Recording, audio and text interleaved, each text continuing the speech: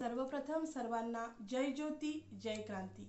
मी सौ प्रीती श्रीकांत जोल्ले, माणिकवाडा, यवतमाळ। 11 एप्रिल 2026 महात्मा फुले यांची 200वी जयंती शुभारंभ होत असून त्यानिमित्ताने महात्मा फुले यांनी त्या काळी अखंडाद्वारे मोठे प्रबोधनात्मक कार्य केले। ते आजही उपयुक्त असून त्या अखंडादी काव्यरचनेमधील मी सादर करीत आहे अखंड।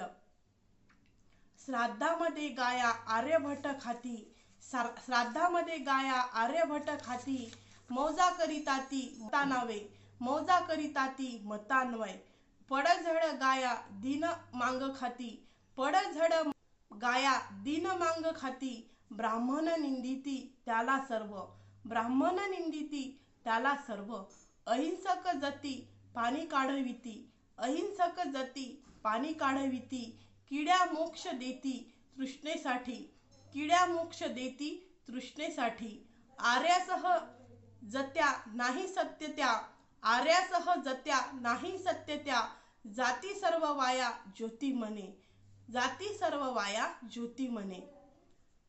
यामध्ये महात्मा ज्योतिबा फुले म्हणतात, श्राद्ध करताना आर्यभट्ट गायींना अन्न खाऊ घालतात आणि म्हणतात की हे अन्न मृतांच्या म्हणजेच पूर्वजांच्या नावाने आहे, पण प्रत्यक्षात ते स्वतः आनंदाने जेवतात।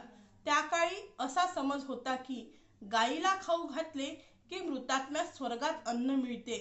फुले म्हणतात, मृत व्यक्तीला अन्न पोहोचत नाही, हा फक्त लोकांना फसवण्याचा मार्ग आहे। फुले इथे धर्मावर नव्हे तर अंधश्रद्धेवर टीका करतात। मृत व्यक्तीला अन्न देण्याऐवजी जिवंत भुकेल्याला खाऊ घाला, हाच त्यांचा संदेश आहे। गरीब मागास लोक जर भुकेपोटी पडलेल्या गायींचे मांस खात असतील तर त्यांची निंदा करतात। तेच समाजात दुटप्पीपणा होता। गायीच्या नावाने श्राद्धात अन्न वाया घालवले जात होते, पण भुकेल्या गरिबांना अन्न देत नव्हते।